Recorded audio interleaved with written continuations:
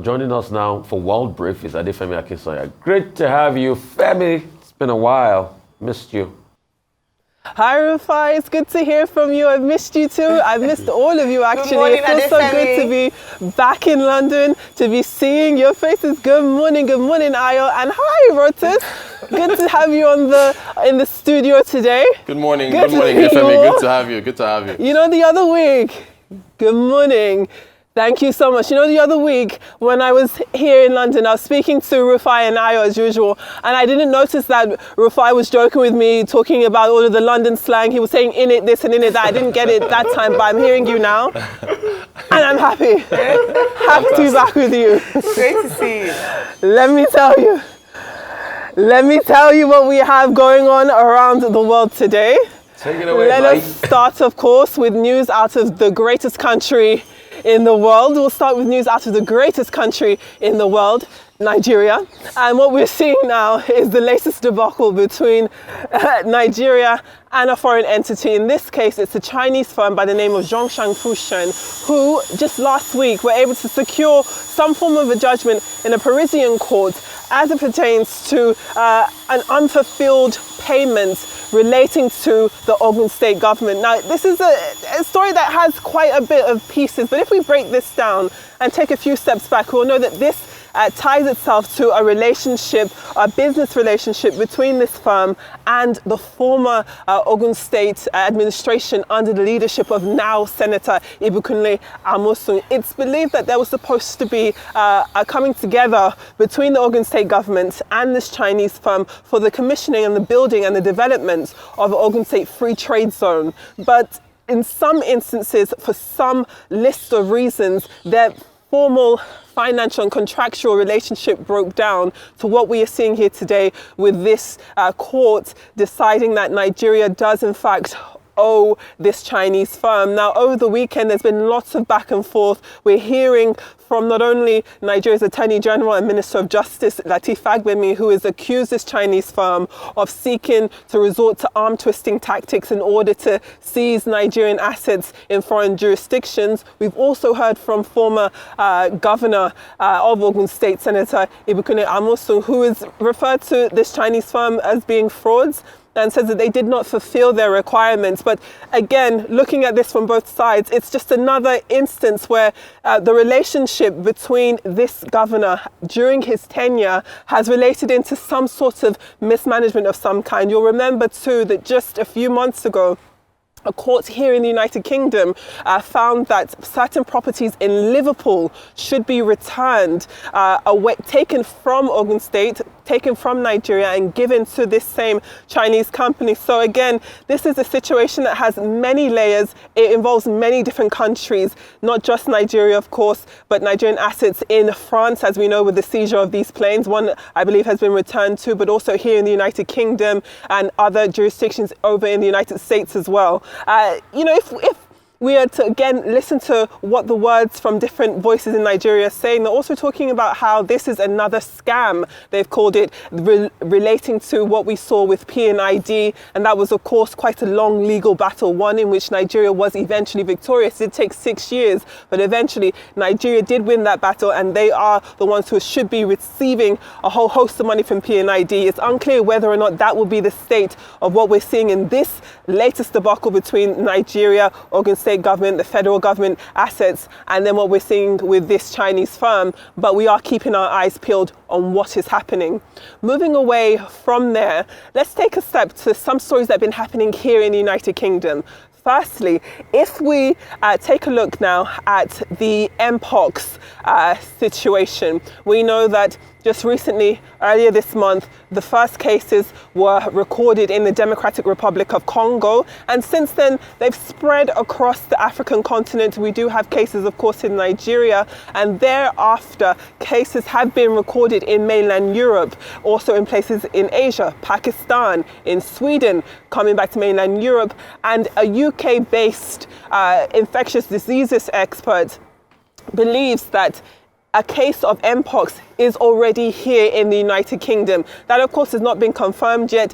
He says that that's due to the time in relation to testing, the incubation period for Mpox. It takes some time for the symptoms that we see, that we know to be synonymous with Mpox, to show itself. But this one expert does believe that the United Kingdom will soon have its first recorded case, which again, triggers you back to recent history with, of course, the COVID-19 pandemic, and also going back to what we saw with Ebola back in 2014 and thereafter. So this is definitely a global issue, one that is not an African problem, one that it is not the fault of African countries, but definitely you're seeing this Mpox debacle becoming more of a global issue as time goes on. Staying in the United Kingdom, and it seems as though there is going to be some form of respite when it comes to UK prison populations. Now, the reason why we're talking about prison populations is because, as you're well aware, over the course of a good 2 to 3 weeks ago, we did have a wide spate of anti-immigrant, anti-Muslim, racist riots taking place across the United Kingdom. And as we all remember, Prime Minister Keir Starmer was very, very strong in his words. He says that people who are participating in this unrest will be arrested, they will be prosecuted, and they will be imprisoned swiftly. And we have been seeing that more than 900 people who have found themselves involved and find themselves in the legal consequences of their involvement in these riots are in His Majesty's custody as it stands. But that adds to an already existing problem that we've been seeing in the United Kingdom with prison populations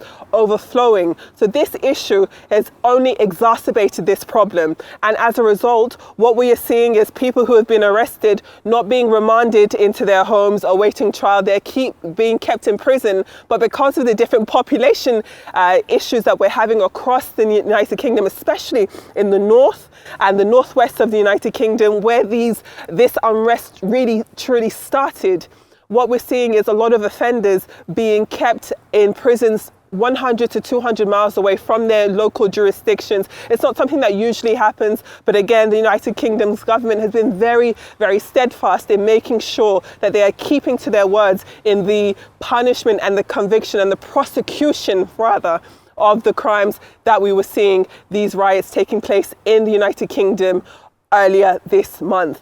And before I go, I don't want to say that I've left the best thing for last, but today, Monday, the DNC begins in Chicago.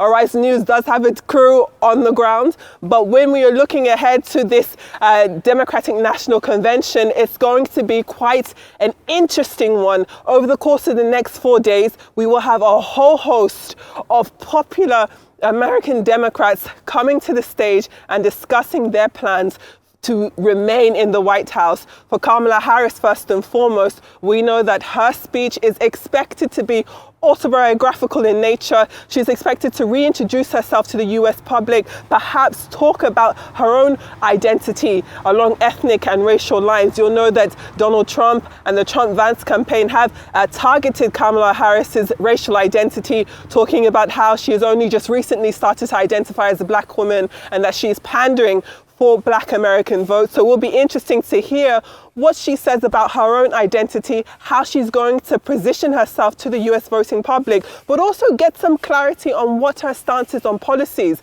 Yes, she's talked about the economy. She's talked about wanting to protect big pharma from being able to price gouge when it comes to pharmaceutical prices. Also, the price of groceries, making sure that she wants to stop ban the gouging of groceries in supermarkets. So it will be very interesting to hear what she has to say, but also remember, they were going to have some heavy hitters also taking to the stage. You will have former presidents Barack Obama, Bill Clinton. You have the former Secretary of State Hillary Clinton, all taken to the stage. Also, current First Lady Dr. Jill Biden will also be taking to the stage. And it is quite notable that you will have these heavy hitters coming out and speaking at the DNC. It's something that we didn't actually see at the RNC. We didn't see the likes of George Bush or former Republican presidents come out and endorse Donald Trump in the same way. It'll be interesting to see whether or not that plays out in the coming together, the presentation of these candidates to the US electorate, whether or not that will matter. And I do think that it is quite significant when you have a political party that is not in power, that is not in office, trying to get back into the White House. You'd expect that many different former presidents, heavy hitters in the party would come out and speak in defense of their candidate. We didn't see that at the RNC. We are expected to see that at the DNC. So it's definitely going to be a very, very interesting next couple of days. Back to you in the studio. Great stuff, Adefemi. Really appreciate the breakdown of the news from today. I'll touch on each one just very quickly. First of all, on the jet matter, I mean, I have advocated for states to be. This is Ogun State now, and the jet and with the seized jets from the Chinese with what's being owed. Yes, I've advocated that states need to have independently raise their own revenue, be independent of what's going on at the federal, at the center. This is a matter I feel that the federal government shouldn't have been dragged into. This is, if debts are owed, it is the Ogun State government, which we've seen in reports, have come out to apologize to the federal government for the embarrassment this has caused. They should be the ones that should deal with this matter. And yeah, I did, the former governor, his comment saying that it sounds like PNID. I did think about that when I first, heard about this coming up. But this is something Ogun State should face. In the UK, in the UK, it has been very interesting seeing the influence of people like Elon Musk, Andrew Tate, and the gentleman who got sentenced to about 3 years or so for inciting the riots that we've seen there recently. I know that Keir Starmer wants to put his stamp on law and order in the UK since he's just coming into office, and hopefully that is going to be sorted out. As you pointed out, they've put out instant courts, in mobile courts and so on and so forth to try them out. And then on Kamala Harris, a new poll, an ABC Ipsos poll that just came out. 46% of Americans feel she's too liberal. 43% feel she's okay. 6% say she's too conservative. She has to make sure that she comes to the center and leaves Trump alone at this convention and introduces herself properly. Well, in terms of introducing... Right, Roses, but she is improving. She is improving in those polls. Yes. Indeed, yeah. She is doing very well. The only area that's still doubtful in those polls are her stance on immigration and the people's confidence on her being able to tackle the economy. I think those two areas, Trump still has a little edge over Kamala Harris, but the next few days would be instrumental or perhaps critical to her campaign. Remember, if we go back how this all started, after that infamous interview, or debate, I beg your pardon, debate between Trump and Biden, when the Democrats, leaders, key members of the Democratic Party started to become quite fidgety as to whether or not Biden would be able to take the party to the next level or for a second term. And then the unusual happened. A number of people thought that Kamala Harris was not even an option, and a number of people came forward with Kamala Harris still being there. But now, few weeks afterwards, Kamala Harris is a stronger candidate, has revitalized the campaign. There's more funding, more people turning up in rallies. Trump is shaking, if we're being honest, because we've seen him come out now a bit more active on campaign trail. He's tried not to admit the fact that he's intimidated, if I can use that word, by Kamala Harris's emergence, saying that, it's just a honeymoon period. But this honeymoon period doesn't seem to be ending. And I think the next few days will capitalize on the strength of her base. But one thing that she must demonstrate to the American people, who will be listening to her position, particularly on the economy and migration, is to convince them that she's the best woman for the job. Only a few more weeks to November, and we'll be watching keenly as to how she'll perform at the DNC. Our Rise News is on ground, and we'll be reporting live, with regards to a number of key moments. But it'll be great to see the former president, including Barack Obama, who has consistently supported Kamala Harris's career. Truth is, we cannot keep on petting the narcissist. Who is the narcissist? Donald J. Trump. He had nothing to say in the campaign over the weekend, rather than to say, I am more handsome than Kamala Harris. I'm fine, I'm hotter than her. Newsflash for you, Donald J. Trump, she's hotter than you. Isn't it true? Isn't it true, Rafai? He's not fine. That woman, you don't think that she's fine? Is gorgeous, she's beautiful, she's finer than you, she's better, educated, I should use the word. Anyway, Trump went to Wharton. But, she ticks all the marks as regards being fine and wonderful. And she's leading you in the campaign trail. And that's why you're so shaky now that you're going to call Corey Lewandowski and a couple of your gangs to come and help throw dirt on her. But it's not sticking. It's not sticking. She's raising money like wildfire. $370 million she wants to put into ads very soon, television and digital ads. And she's spending those money across the Sunbelt states, and she's beginning to fight you in those states you feel you have an edge.